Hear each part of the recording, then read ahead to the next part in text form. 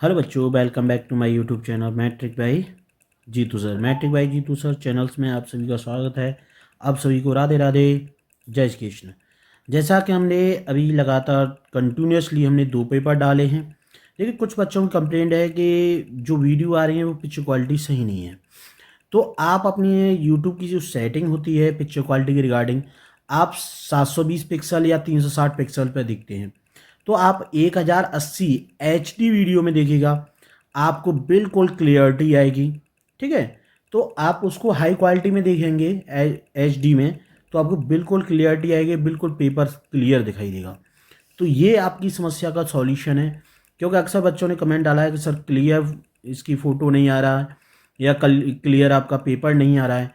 तो आप clear paper आपको मिल जाएगा, बस आपको यूट्यूब की सेटिंग्स में जा करके आपको 1080 HD पर करिएगा, आपको बिल्कुल पिक्चर क्वालिटी सही मिलेगी। तो जैसा कि हमने पिछले 2 वीडियो में आपको मैथ, क्लास 10th का मैथ और आपका हिंदी का पेपर डाला था, तो आज हम लेकर के आए हैं आपके लिए क्लास 10th के बच्चों के लिए ही साइंस का यानी विज्ञान का पेपर है। किस तरीके का आएगा वो सब चीज़ें आज इस वीडियो में जानेंगे। पूरा वीडियो देखिएगा, विदाउट स्किप किए हुए देखिएगा। अगर चैनल्स पे न्यू है तो प्लीज़ चैनल को सब्सक्राइब कर लीजिएगा। देखिए, चैनल को सब्सक्राइब कर लेंगे तो हम जो भी वीडियो डालेंगे, अब जो वीडियो आएंगी बहुत ही इंपॉर्टेंट वीडियो रहेंगी, तो हम जो भी वीडियो डालेंगे इंपॉर्टेंट वीडियो डालेंगे, तो चैनल को सब्सक्राइब कर लेंगे तो उससे ये बेनिफिट रहेगा कि जो भी वीडियो डालेंगे उसका नोटिफिकेशन आपको सबसे पहले मिलेगा और आप हमारी वीडियो को सबसे पहले वॉच कर सकोगे और उसका लाभ ले सकोगे। तो वीडियो को देखना है विदाउट स्किप किए हुए, स्किप बिल्कुल नहीं करना है। तो आइए चलते हैं प्रश्न पत्र की ओर। जैसा कि मैंने आपको पहले ही बता चुका हूं कि ये जो पेपर दिए गए बिल्कुल सेम डिटो यही पेपर आएंगे, इसी तरीके की मार्किंग आएगी। अगर आप क्वेश्चंस की बात करें तो लगभग 40 से 50% क्वेश्चन पेपर इसी में से आएगा। समझ में आ गया? इसी में से क्वेश्चंस बहुत सारे आएंगे, तो इसलिए इसको निगलेक्ट बिल्कुल भी नहीं करना है।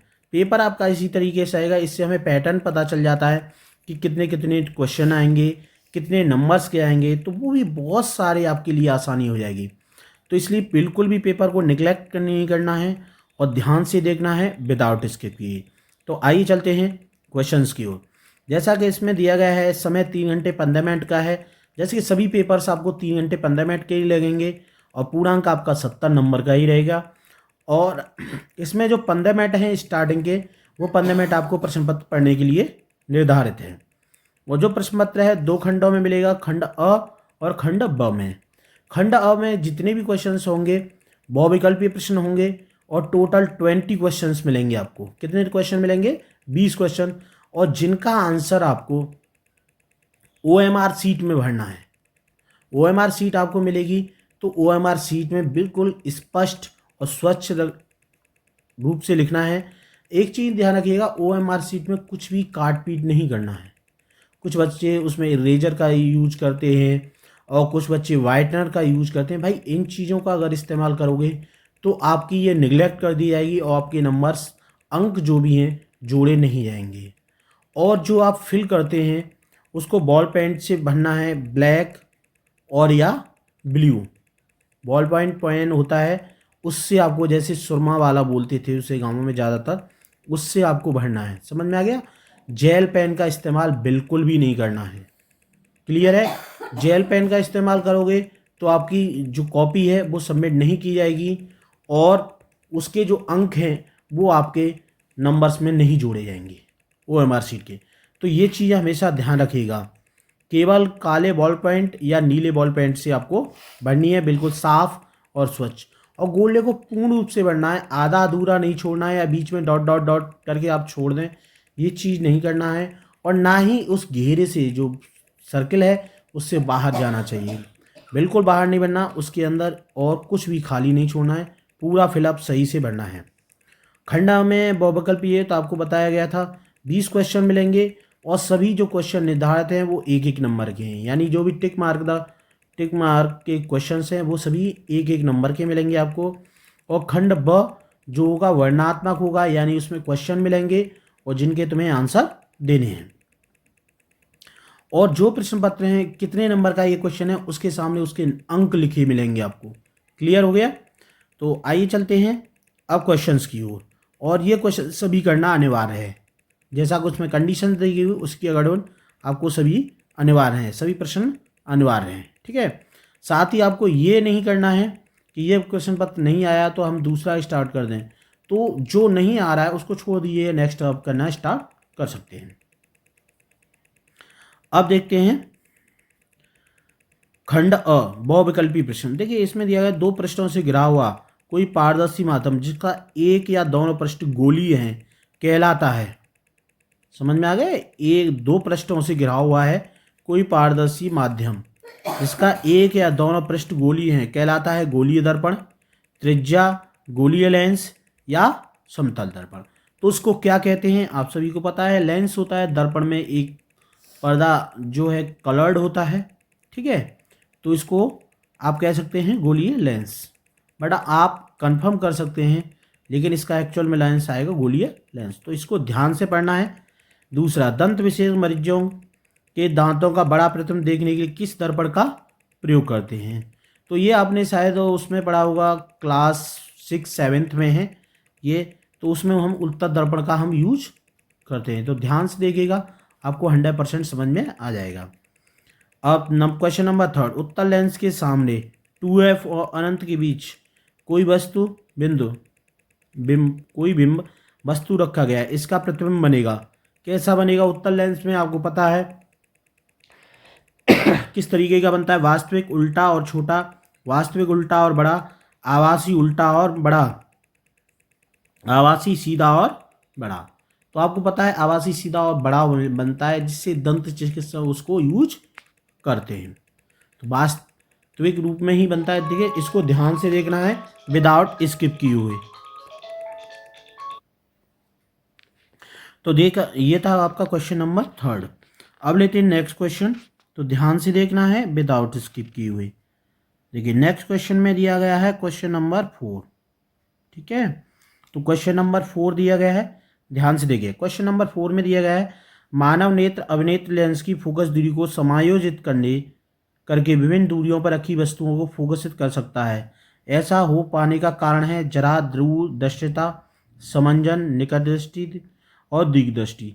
ये आपको बताना है। तो देखिए आपको इसमें लेंस के रिगार्डिंग जो प्रकाश वाले चैप्टर उसमें आपको मिल जाएंगी ये चीज़ें। ठीक है, उत्तल लेंस, अवतल लेंस, जरा दृष्टि, निकट दृष्टि, दीर्घ दृष्टि, इस समय आपको ये चैप्टर्स के रिगार्डिंग क्वेश्चंस आपको मिल जाएंगे।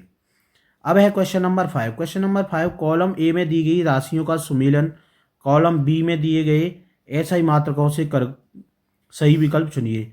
तो यानी आपको इसमें ऐसा ही मात्रक बताने हैं कि कौन सा सही है। जैसे विभवांतर, विभवांतर का क्या होता है मात्रक? वोल्ट। जैसे फर्स्ट का फोर्थ हो गया। और विद्युत धारा, विद्युत धारा यानी करंट आप किस में नापते हैं? एम्पियर में। तो जैसे सेकंड का फर्स्ट। तो आपको इस तरीके से इसको देखना है। ऐसे विद्युत शक्ति, विद्युत शक्ति का मात्रक क्या होता है? पावर का वॉट होता है। प्रतिरोध का वो मात्रक क्या होता है? ओम होता है। यानी इसका अगर देखा जाए तो डी ऑप्शन सही है। देखिए इसी तरीके से सुमेलन वगैरह आएंगे तो आप उनको देखिएगा तो 100% आपकी समझ में आएगा। अब देखिए क्वेश्चन नंबर 6, 2 चालक तार जिनके पदार्थ लंबाई तथा व्यास समान है किसी विद्युत परिपथ में पहले श्रेणी क्रम में और फिर पार्श्व क्रम में संयोजित किए जाते हैं। श्रेणी क्रम तथा पार्श्व क्रम संयोजन में उत्पन्न ऊष्माओं का अनुपात क्या होगा? तो इसको आप श्रेणी क्रम और आप पार्श्व क्रम में आप जोड़ेंगे, ऐड करेंगे तो आपको 100% समझ में आएगा। श्रेणी क्रम और पार्श्व क्रम आप पढ़ सकते हैं और उसमें दिया गया है। ठीक है, तो आप पढ़ेंगे तो आपको 100% समझ में आएगा। देखिए विद्युत धारा के वाले चैप्टर से लिया गया है, इसलिए आपको चैप्टर्स बता दें कि इसके सॉल्यूशन हम अभी नहीं बता सकते। आपको केवल चैप्टर्स जो आपका सैम्पल पेपर है उस पेपर के रिगार्डिंग बता रहे हैं। इसका सॉल्यूशन आपको नेक्स्ट वीडियो में मिलेगा, आगने वाली वीडियो में। अब है क्वेश्चन नंबर 7, किसी विद्युत धारावाही सीधी लंबी परिनालिका के भीतर चुंबकीय क्षेत्र कैसा होता है? शून्य होता है। इसके सिरे की ओर जाने पर घटता है, इसके सिरे की ओर जाने पर बढ़ता है, या सभी बिंदुओं पर समान रहता है। ये आपको इसको बताना है। तो आपको पता है किसी विद्युत धारा सीधी लंबी परिनालिका के भीतर चुंबकीय क्षेत्र कैसा होता है? इसके सिरे को ओर जाने पर घटता है। तो इन चीज़ों को आप पढ़ेंगे तो आपको समझ में आ जाएगा।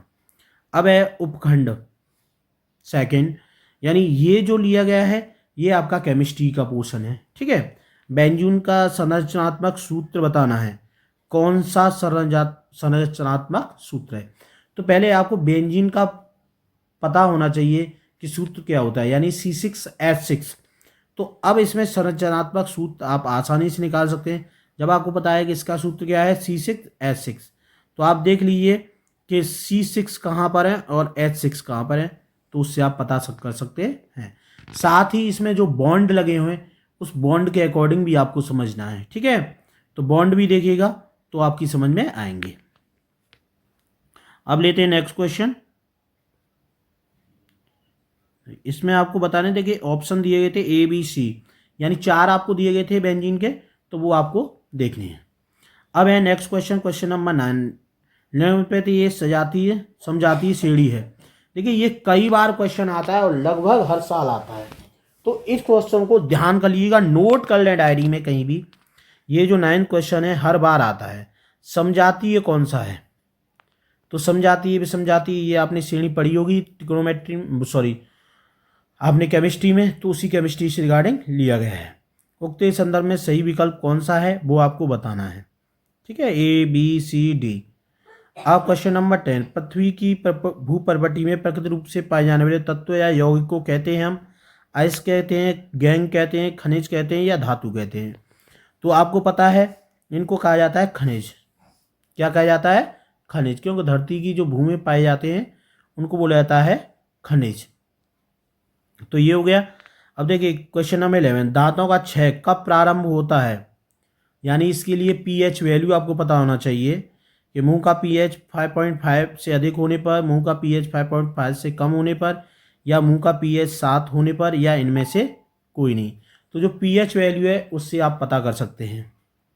क्वेश्चन नंबर 10, अपघटन में जिंक सल्फ्यूरिक एसिड के साथ अभिक्रिया कर जिंक सल्फेट तथा हाइड्रोजन बनाता है। यह एक विस्थापन अभिक्रिया है। तर्क। सेकंड है जिंक ऑक्सीजन के साथ अभिक्रिया कर जिंक ऑक्साइड बनाता है। तो दोनों अभिकथन फर्स्ट तथा तर्क सही है, सेकंड सही है, तथा तर्क सेकंड अभिकथन का सही स्पष्टीकरण है। तो ये आपको कथन दिए गए ABCD। ठीक है, तो इसमें से आपको बताना है कि कौन सा कथन सही है। अब क्वेश्चन नंबर 13 है। देखिए ये सब पोर्शन किससे लिया गया? केमिस्ट्री से। ध्यान रखिएगा केमिस्ट्री सबसे ज़्यादा आती है साइंस के पेपर में, केमिस्ट्री सबसे ज़्यादा आती है, और उसमें से भी चैप्टर फर्स्ट जो है बहुत ज़्यादा इंपॉर्टेंट है आपका। तो चैप्टर नंबर फर्स्ट को ध्यान से देखना है। अब देखिए क्वेश्चन नंबर 13 दिया गया है, निम्नलिखित रासायनिक समीकरण को पूरा कीजिएगा। तो इसमें से देख सकते हैं NaOH दिया गया है और फिर CH3COONA प्लस H2O, ये आपको बनाना है। तो इसमें आपको देखना है कि कौन सा हमारा बिल्कुल सही है। तो इसमें से बी ऑप्शन आपका सही है, CH3COOH। इसको आप इसमें ज्वाइन कर दिएगा तो ये आपका मिल जाएगा। तो इसमें बी ऑप्शन आपका सही है। अब लेंगे नेक्स्ट क्वेश्चन, क्वेश्चन नंबर 14।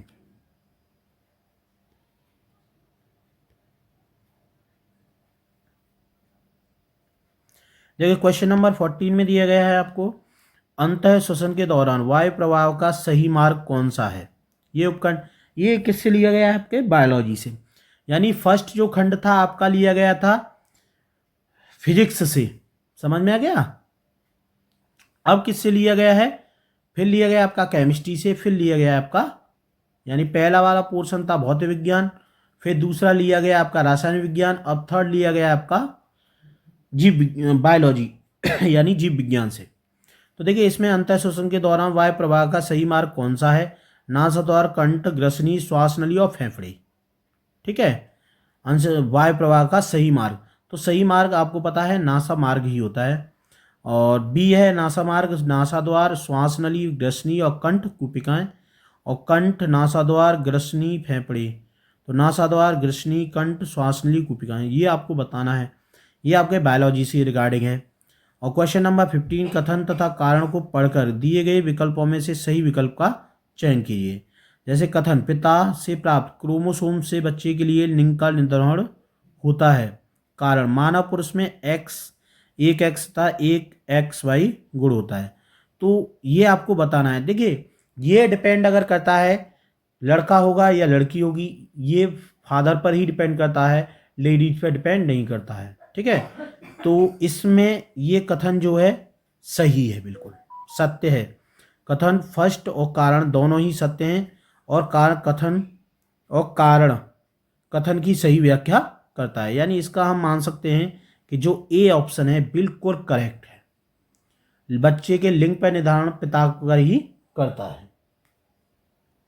अब क्वेश्चन नंबर 16, विद्युत आवेग के प्रवाह की सही दिशा कौन सी है? विद्युत आवेग की, तो ये आप अपनी बायोलॉजी में देख सकते हैं। क्वेश्चन नंबर 17, थायरॉक्सिन के बारे में कौन सा कथन सही है? थायरॉक्सिन के संश्लेषण के लिए लौ आवश्यक होता है। यह शरीर में कार्बोहाइड्रेट, प्रोटीन और वसाओं के उपापचय का नियमन करता है।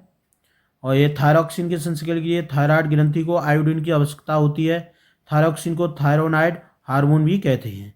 तो आप इसको बायोलॉजी में पढ़ेंगे तो आपको समझ में अच्छी तरीके से आ जाएगा। अब देते हैं नेक्स्ट। तो ये है, देखिए खंड अ का लास्ट क्वेश्चंस कह सकते हैं, खंड अ के, यानी 18, 19, 20। तो दिया गया है इसमें निम्नलिखित चित्र में भाग ए, बी तथा सी किस क्रम में होते हैं, ये आपको बताना है। तो इसमें दिया गया है, देखिए एक पुष्प दिया गया है, इसमें बीज पत्र, प्रांकुर और मूलांकर, प्रांकुर, मूलांकर, बीज पत्र, प्रांकुर, बीज पत्र, मूलांकुर, मूलांकुर, बीज पत्र, प्रांकुर। ये आपको बताना है कि किस क्रम में ये होते हैं। अब क्वेश्चन नंबर 19, जनन की अलैंगिक विधि से उत्पन्न संतति में परस्पर अधिक समानता होती है, क्योंकि अलैंगिक जनन में ही केवल एक जनन भाग लेता है।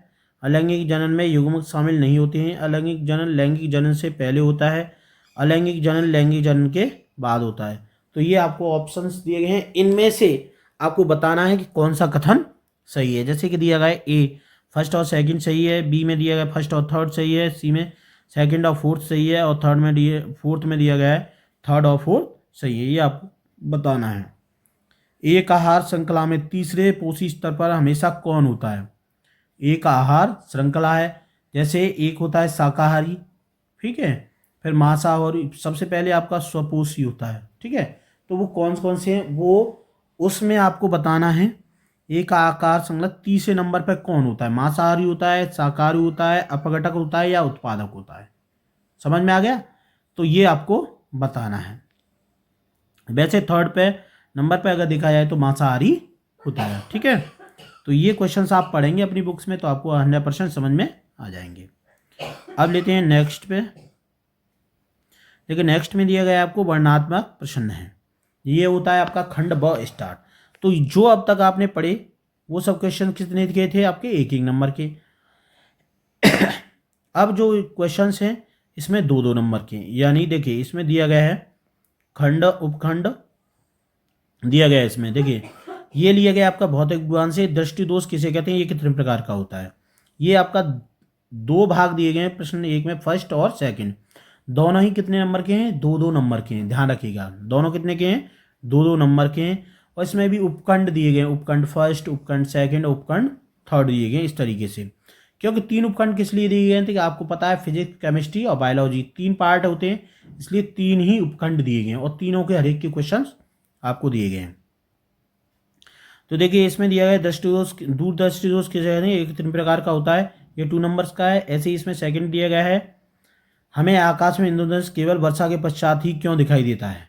ठीक है, ये भी आपका 2 नंबर्स का है। तो आप इसको अपनी साइंस में आप पढ़ सकते हैं, भौतिक विज्ञान में। और क्वेश्चन नंबर सेकंड, उत्तल लेंस को अभिसारी लेंस क्यों कहा जाता है, ये 2 नंबर का क्वेश्चन है। तथा अवतल दर्पण तथा उत्तल दर्पण के प्रयोग लिखिएगा, उपयोग, कि ये किस उपयोग में यूज होते हैं, उनके उपयोग आपको कम से कम दो दो उपयोग तो लिखने ही हैं। ठीक है, ये दोनों आपके दो दो नंबर के आएंगे। अब है आपका क्वेश्चन नंबर थर्ड, किसी 4 ओम प्रतिरोधक से प्रति सेकंड 100 जूल ऊष्मा उत्पन्न हो रही है, प्रतिरोधक के सिरों पर विभवांतर ज्ञात कीजिए। तो आप इसमें यूज कर सकते हैं V बराबर IR वाला फॉर्मूला, और इसके अलावा आपकी ऊष्मा के रिगार्डिंग है जूल। ठीक है, तो उसके रिगार्डिंग आपको फॉर्मूला दूसरा भी यूज करना पड़ेगा। तो इसको आप पढ़िएगा, आपके विद्युत धारा वाले चैप्टर से ही लिया गया है ये क्वेश्चन। क्वेश्चन नंबर सेकंड भी आपका विद्युत धारा से लिया गया है, यानी जो फर्स्ट और सेकंड पार्ट लिए गए वो दोनों सेम चैप्टर से ही लिए गए, अलग अलग से नहीं है, कन्फ्यूजन नहीं है, सेम चैप्टर से ही लिए गए और दोनों ही करना अनिवार्य है, ये ध्यान रखिएगा, दोनों ही करने हैं आपको। जैसा कि थर्ड के क्वेश्चन नंबर थर्ड का सेकंड दिया गया है, 20 ओम प्रतिरोध की कोई विद्युत स्त्री 5 एम्पीयर विद्युत धारा लेती है, 305 में ऊष्मा उत्पन्न परिकलित कीजिए। ये आपको बतानी, सॉरी 30 सेकंड में, 30 सेकंड में उत्पन्न ऊष्मा परिकलित कीजिए, यानी 30 सेकंड में वो कितनी हीट जनरेट करेगी वो आपको बतानी है। अब क्वेश्चन नंबर 4 देखिए, क्वेश्चन नंबर 4 आपका दिया गया है 2 नंबर्स के, उसमें 3 क्वेश्चंस दिए गए हैं। दो चुंबकीय क्षेत्र रेखाएं एक दूसरे को परिच्छेद क्यों नहीं करती हैं, ये आपको बताना है। क्वेश्चन नंबर 3 चुंबक क्षेत्र रेखाओं के गुणों को लिखिएगा। क्वेश्चन नंबर 3 किसी चुंबकीय क्षेत्र में स्थित विद्युत धारावाही चालक पर आरोपित बल कब अधिकतम होगा। ये सब जो तीनों क्वेश्चन है दिए गए हैं 2-2 नंबर के हैं। अगर ये नहीं आते तो आप अथवा यूज कर सकते हैं, अथवा भी दिया गया है। जैसा अथवा में आपको 2 क्वेश्चन दिए गए हैं। नंबर फर्स्ट, फ्यूज का तार विद्युत संयंत्रों का बचाव किस प्रकार करता है। और क्वेश्चन नंबर सेकंड, धारावाही परिनालिका के उपयोग द्वारा किन अवस्थाओं में स्थायी विद्युत चुंबक प्राप्त किया जाता है। परिपथ आरेख खींचकर उत्तर की पुष्टि कीजिए। तो देखिए, इसमें जो क्वेश्चन दिया गया है, जो 2 क्वेश्चन दिए गए हैं, लेकिन फर्स्ट क्वेश्चन कितने का है, 2 नंबर का है, और सेकंड क्वेश्चन आपका 4 नंबर का है। तो ये ध्यान रखिएगा। ये बात हुई हमारी भौतिक विज्ञान की। अब है इसमें दिया गया केमिस्ट्री यानी रासायन विज्ञान। तो रासायन विज्ञान में देखिए 1-1 नंबर की दिए गए हैं। इसमें निम्नलिखित समीकरण अभिक्रिया के लिए संतुलित समीकरण करिए, लिखिए। तन सल्फ्यूरिक अम्ल दानेदार जिंक के साथ अभिक्रिया करता है तो क्या होता है, ये चीज़ें हैं। तन हाइड्रोक्लोरिक अम्ल मैग्नीशियम पट्टी के साथ अभिक्रिया करता है। और question number 3 nitrogen hydrogen gas से संयोग करके अमोनिया बनाता है। हाइड्रोजन सल्फाइड गैस का वायु में दहन होने पर जल एवं सल्फर डाइऑक्साइड बनाता है। तो आप सभी को बताया गया था कि रासायनिक समीकरण संतुलित करने के लिए हर साल आता है, ठीक है।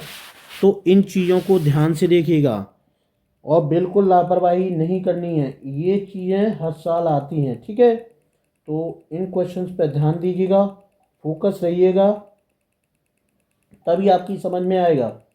लापरवाही करोगे समझ में बिल्कुल नहीं आएगा।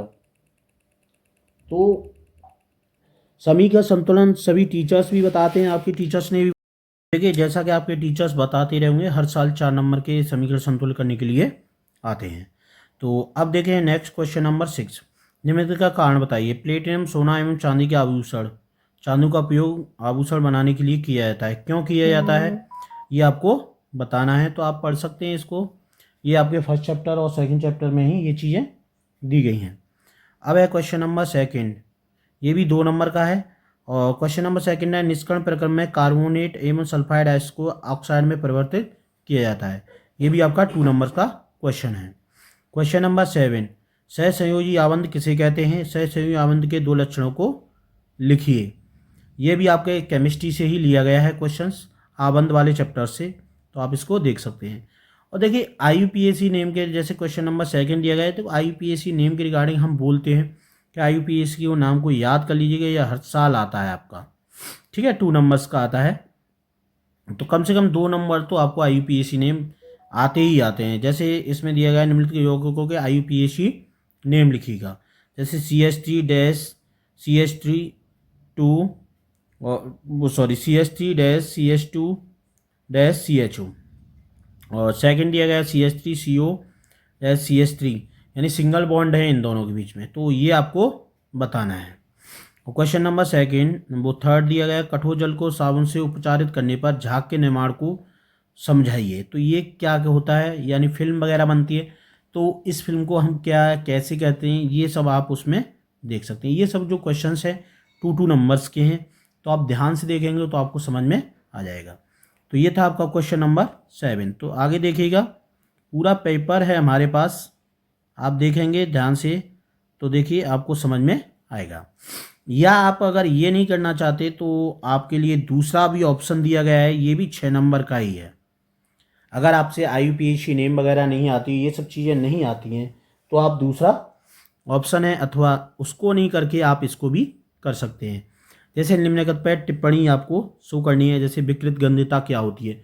इम्पोर्टेंट टॉपिक्स है, इस पर सभी टीचर्स आपको लिखाते भी हैं टिप्पणी कि भाई ध्यान से कर लीजिएगा।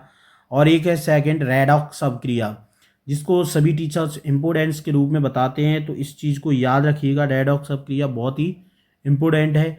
सेकेंडली ये आपकी एस्टीकरण अभिक्रिया, ये भी आपकी इम्पोर्टेंट अभिक्रिया है। देखिए इन पर छोटी छोटी टिप्पणी लिखने के लिए आती हैं, तो इन चीज़ों को याद रखिएगा। विकृत गंध्यता क्या होती है, रेडॉक्स अभिक्रिया क्या है, तो ये लगभग हर साल आने वाले क्वेश्चन है। ठीक है, तो आपका फिजिक्स हो गया, केमिस्ट्री हो गया, अब है आपका बायोलॉजी। बायोलॉजी जितने जितने पार्ट हैं सभी को उतने ही अंकों में आपको बांटा गया है। ठीक है, अब देखिए इसमें दिया गया क्वेश्चन नंबर उपखंड 3 में क्वेश्चन नंबर 8, जैव निम्नकरणीय और गैर जैव निम्नकरणीय पदार्थों के बीच अंतर समझाइए और इनके उदाहरण दीजिए। उनको उदाहरण सहित आपको व्याख्या करनी है, यानी इन दोनों में अंतर बताने हैं आपको। कम से कम 3 से 4 अंतर तो आपको बताने ही हैं। और प्रश्न नंबर 9, निम्न चित्र में अंतःस्रावी ग्रंथियों का नामांकित कीजिए। तो आपको इसमें अंतःस्रावी ग्रंथियाँ कौन कौन सी हैं उन सभी को आपको नाम उनको लिखने हैं। तो इसको मानव चित्र वाले में देख सकते हैं, उसमें अंतःस्रावी ग्रंथियों के रिगार्डिंग दिया गया है, तो आप इसको देखेंगे तो 100% आपकी समझ में आएगा। और ये क्वेश्चंस आने ही आने, ये चीज़ ध्यान रखिए, नेग्लेक्ट कर लीजिए अपने दिमाग में कि ये क्वेश्चन नहीं आएंगे। ये क्वेश्चन आपके आएंगे, हम आपको बोल रहे हैं, रिटेन ले लीजिएगा, ये क्वेश्चन आपके आने ही आने हैं। अब है क्वेश्चन नंबर 10, निम्नलिखित गद्यांश के पढ़कों और प्रश्नों के उत्तर दीजिएगा। इस व्याख्या इस तथ्य में निहित है कि मानव के सभी गुणसूत्र पूर्ण रूपेण युग्म नहीं होते हैं। मानव में अधिकतर गुणसूत्र माता पिता के गुणसूत्रों का प्रतिरूप होते हैं। इनकी संख्या 22 जोड़े है, परंतु एक युग्म जिसमें लिंग गुणसूत्र कहते हैं, जो सदा पूर्ण जोड़े में नहीं होते हैं। स्त्री में गुणसूत्र का पूर्ण युग्म होता है तथा दोनों XX कहलाते हैं, लेकिन पुरुष में नर में यह जोड़ा परिपूर्ण जोड़ा नहीं होता है, जिनमें से एक गुणसूत्र सामान्य आकार का X तथा दूसरा गुणसूत्र छोटा होता है जिसे Y गुणसूत्र कहते हैं। अतः स्त्रियों में XX तथा पुरुषों में XY गुणसूत्र होते हैं। क्या अब हम X और Y का वंशानुगत पैटर्न पता कर सकते हैं? यस। कैसे? देखिए, लिंग निर्धारण वंशानुगत कैसे हो सकता है, ये जो लिंग का निर्धारण है वंशानुगत कैसे हो सकता है। अगर XY होगा तो लड़का होगा और XX होगा तो कैसे होगा, लड़की होगा। इस तरीके से हम वंशानुगत पता कर सकते हैं। मानव में बच्चे का लिंग निर्धारण कैसे होता है, मानव में जो लिंग निर्धारण होता है वो पिता पर डिपेंड करतेगा। ध्यान रखिएगा, जैसे घरों में आजकल बहुत ज़्यादा प्रॉब्लम्स क्रिएट करते हैं कि भाई लड़की पर दोषारोपण कर देते हैं कि तेरे लड़की लड़की हो रही है, जबकि गुणसूत्र का जो निर्धारण होता है वो पुरुष गुणसूत्र पर डिपेंड करता है। ठीक है, तो ये था आपका क्वेश्चन नंबर 10 और ये है आपके इसका आखिरी क्वेश्चन है, क्वेश्चन नंबर 11। मानव आहार नाल का आरेख बनाइए, उसमें निम्नलिखित भागों को नामांकित कीजिए। मुख, ग्रसिका, आमाशय, छोटी आंत। देखिए चित्र के रिगार्डिंग ये हर साल क्वेश्चन आता है, इसको याद कर लीजिएगा और याद क्या, इसको बना करके देखिएगा, 2-3 बार प्रैक्टिस करिएगा, आपका 100% समझ में आ जाएगा। या स्त्री केसर का स्वच्छ एवं नामांकित, अगर ये नहीं आ रहा है तो आप दूसरा बना सकते हैं। स्त्री केसर का स्वच्छ एवं नामांकित आरेख बनाइए तथा उसमें पराग नली की वृद्धि और बीजांड में उसके प्रवेश करते हुए दिखाइए, ये बताना है आपको। तो इस तरीके से ये था पूरा आपका पेपर, किस तरीके से आपको दिया गया है आप देख सकते हैं। देखिए हर एक को 3 खंडों में विभाजित किया गया है, जैसा कि आपकी बुक भी जो विज्ञान है 3 खंडों में है, यानी भौतिक विज्ञान, रासायनिक विज्ञान और जीव विज्ञान। उसी तरह से खंडों को भी विभाजित किया गया है 3 पार्ट्स में। तो देखिए हमने आपको सॉल्व नहीं बताया, केवल क्वेश्चंस आपको समझाए हैं किस तरीके से करने हैं, कौन कौन से क्वेश्चन में भी हो सकते हैं। तो वीडियो को देखना है बिल्कुल ध्यान से, स्किप बिल्कुल भी नहीं करना, विदाउट स्किप किए हुए देखना है। साथ ही जैसा कि आपको स्टार्टिंग में ही बोला था, अगर आपको दिखाई नहीं देता, प्रॉब्लम्स आ रही है, तो आप अपनी पिक्चर क्वालिटी इसको बढ़ा सकते हैं। तो आपको पिक्चर क्वालिटी बढ़ा देंगे तो आपको और अच्छा दिखाई देने लगेगा। तो आज की वीडियो का यहीं पे एंड करते हैं। वीडियो कैसा लगा कमेंट बॉक्स में कमेंट करना है। चैनल्स पर नहीं है तो प्लीज़ चैनल को सब्सक्राइब कर लीजिएगा। आगे के क्वेश्चन पेपर हम आगे की वीडियो में लेके आएंगे। तो आज की वीडियो का यहीं पे एंड करते हैं, अब मिलेंगे नेक्स्ट वीडियो में। तब तक के लिए आप सभी को राधे राधे, जय श्री कृष्ण।